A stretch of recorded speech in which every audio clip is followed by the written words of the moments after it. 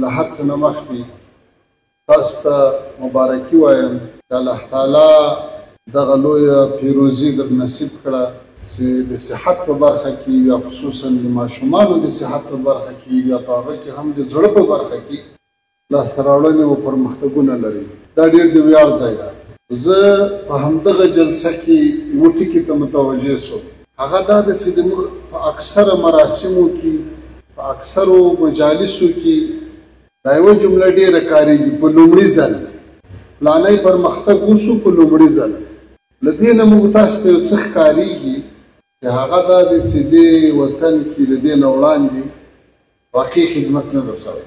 لکه نن موږ تاسو وایو چې په لومړي ځل په یو دولتي روغتون کې د ماشومانو د زړه د جراحي عملیاتو سلسله شروع کېږي. ګوره په لومړي ځل دا موږ تاسو ته یو خاص درس راکوي، یو ماضي ته بیایي چې دې هېواد کې چې دوه لوی اشغالونه تېر شو. اول اشغال له دې شعار سره راغلی و د کمونیزم چې کور کالي ډوډۍ، چې هم به خلکو ته کور ورکوي، هم به کالي ورکوي، هم به ډوډۍ ورکوي او د ژوند ټول سهولیات به ورکوي. هغوی دلته څه وکړو؟ دا چې 20 کاله د دنیا هغه پرمختللي قوي هېوادونه چې په راس کې امریکا وه، ناټو وه، فرانسه وه، برطانیه وه، بهترینه ټکنالوژي ورسره وه، په میلیاردونو ډالر یې دلته مصرف کړو. خو بیا هم موږ تاسې اوسو نن ورځ د څه شي افتتاح کوو؟ په لومړي ځل د زړه د عملیاتو. نو معلومه شوه چې د دې وطن په اصلي ضروریاتو باندې په زیربناو باندې دلته چا مصرف نه ده کړی، سرمایه ګزاري نه ده کړې. تاسو ډاکټر صاحبان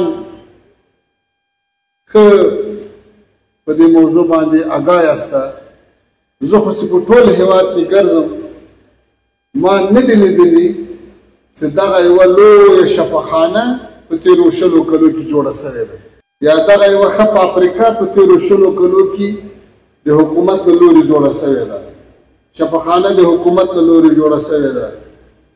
دا نه دي سوي. داسې نن الحمدلله په هره برخه کې قدمونه اخلو او وایو چې په لومړي ځل دغه کار دغه پرمختګ رامنځته شو. دا موږ تاسو ته د یو ښه مستقبل زیری راکوي او زه په دې هم خوشحاله یم چې د افغانستان ټولنه په لومړي ځل یو بل ته لاس ورکوي او په یوه قشر یا په یوه فکر یا په یوه مسلک باندې تکیه نه کوي. نن الحمدلله زموږ ډاکټر صاحبان، زموږ مسلکي کدرونه، زموږ انجینر صاحبان هغوی له علماو سره، له طالبانو سره، له مجاهدینو سره وږه په وږه کار کوي او په هره برخه کې لاسته راوړنې لري. داسې دا پروپاګنډ کېږي چې په دې نظام کې د مسلکي خلکو قدر کم ده. دا ډېره بې اساسه خبره ده. که دلته د مسلکي خلکو تشویق نه وایي، د هغوی قدرونه نه وایي، نو بیا به هر کار په لومړي ځل باندې نه کېده، بیا به شاته دی وس روان دی. نن که موږ تعمیراتي پروژې لرو، که د زراعت په برخه کې دي، که د اوبو په برخه کې دي، که د برق په برخه کې دي، که د صحت په برخه کې دي، که په نورو مسلکي برخو کې، دا څوک په مخ وړي؟ همدغه مسلکي کدرونه په مخ وړي او همدغه وفادار خلک دي چې په همدې وطن کې وخت تېر کړی، د دې وطن په سرمایه باندې روزل شوي دي او نن د دې خپل وطن د اولادونو خدمت ته هم ولاړ دي. الله تعالی دې ته ډېر اجرونه ورکړي. باور وکړئ موږ په تاسې افتخار کوو. موږ په دې ډېر خوند اخلو چې خبر راشي چې نن دفاع وزارت 10 ټانګونه ترمیم کړو، نن یې 20 ټانګونه ترمیم کړو، نن یې دومره توپونه ترمیم کړو، نن یې دومره تیارې ترمیم کړې او بېرته یې ورغولې. دا څوک کوي؟ همدا مسلکي خلک دې کوي. داسې نن په فلانۍ شفاخانه کې فلانی پرمختګ سوی ده، نن فلانی پرمختګ سوی ده. څوک کوي؟ خو همدا مسلکي خلک. دا د الله احسان ده چې نظام زمینه ورته مساعده کړې ده، نظام دوی ته سهولتونه برابر کړي. نن بهترین تجارت کوي. افغانستان د سیمې په هېوادونو کې یو له هغو هېوادونو ده چې خوراکي توکي او نور د ضرورت وړ توکي تر نورو هېوادو ارزانه دي. خو دا تجارت د ښه زمینه مساعده سوې ده. دهقان ته ښه زمینه مساعده شوې ده، ترانسپورټ ته ښه زمینه مساعده شوې ده، انتقالاتو ته ښه سهولت برابر شوی ده. نو الله تعالی دې دغه حالت ته نوره هم ترقي ورکړي.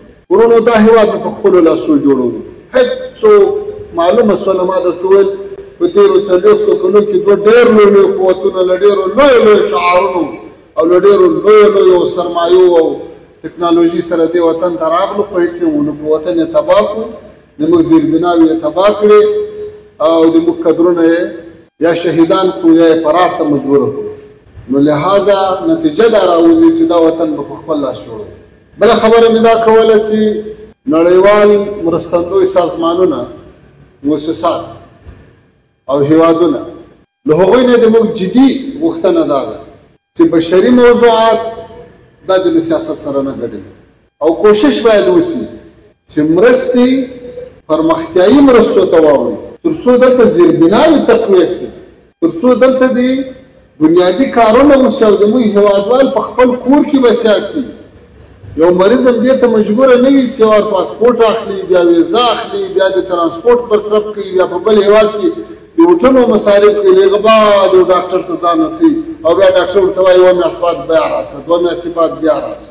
موږ تاسې باید دلته دا سهولتونه ولرو.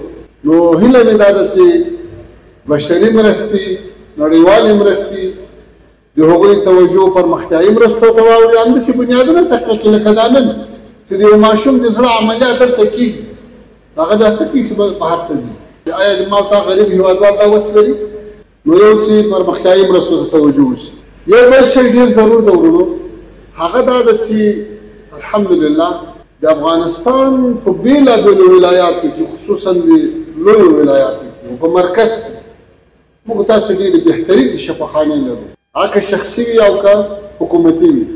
بهترین ډاکټران لرو، خو یو شی چې نه لرو هغه اعتماد ده. موږ تاسې باید کوشش وکړو چې خپلو هېوادوالو ته دا شی ثابت کړو چې په افغانستان کې هم د زړه عملیات کېږي، هم د ګردو، هم د ینې علاج کېږي، هم د اعصابو. او دا شته. موږ تاسې په هېواد کې د سترګو بهترین شفاخانې لرو، د زړه بهترین عملیات ترسره کېږي او داسې مریضان ما لیدلي دي چې له بهر نه جواب ورکړل شوی ده چې بس نور کور ته ځان ورسوه.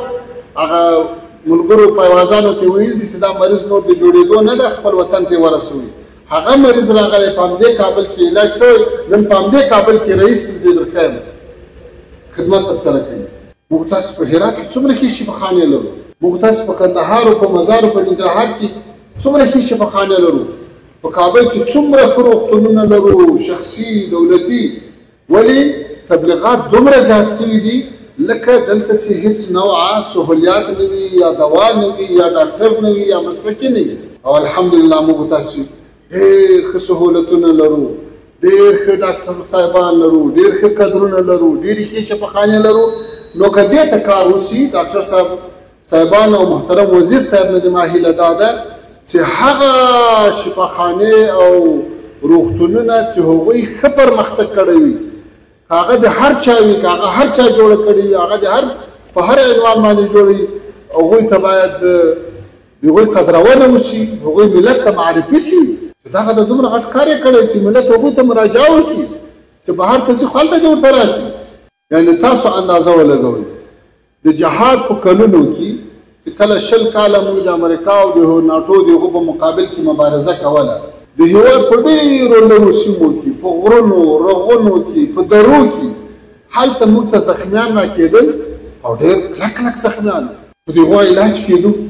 په همدې صحیح ده ځینې سیمې به داسې هم وي، خدای تعالی دې د ډاکټر صاحبانو ته ډېر خیر ورکړي چې په دولتي شفاخانو کې به کار کوو، خو د شپې به راتلو د مجاهدینو په ساحو کې به د مجاهدینو د زخمیانو تداوي کوله. ولې په ځینو سیمو کې به دا سهولت هم نه و، خو د هغه باوجود الله تعالی افغانانو ته داسې استعدادونه ورکړي وو چې په ډېر لنډ وخت کې به زموږ نوي ځوانان دې مرتبې ته ورسېدل چې جراحي عملیات نه کول، او نن هغه په صلحاو مجاهدین دلته ګرځي. تاسې وینئ چې د لوی علاج شوی. نو چې په هغه حالات کې، په غرو کې، په رغو کې، په دښتو ویلانو کې، په نه امکاناتو کې صحت برق بنو علاج کېدو، نو الحمدلله نظام ده، امن ده، سهولت ده، زمینه مساعده ده، لوی لوی شفاخانې لرو. دلته خو باید بیخي دا کار وشي. نو مهمه دا د ورونو چې باور پیدا سي او ملت ته باور ورکړو چې دا خدمات دلته شته او هغه په اعتماد سره دلته راشي. له دې نه علاوه ورونو چونکې تاسې دا مجلس مسلکي مجلس ته د ډاکټر صاحبانو مجلس ته زه نور څه زیاتول نه غواړم، ولې د تاسې ټولو ډېره قدرونه کوم، د تاسې ټولو د الله تعالی دا سایه قبوله کړي او باور وکړي. د امارت پالیسي همدا ده چې تاسې د خپل وجود غوندې به تاسې خوا بدېږي او تاسې خپل تن وجود بولي. تاسې د موږ د زړه ټوټې یاسته، تاسې د دې وطن افتخارات یاسته، تاسې د دې وطن خادمان یاسته. دا چې تاسې دلته خپلو هېوادوالو خدمت کوئ دا ډېر لوی افتخار د الله تعالی دې تاسو ته ډېر اجرونه درکړي او الله تعالی دې موږ تاسې د عامې روغتیا وزارت ته نورې کامیابۍ هم ورنصیب کړي.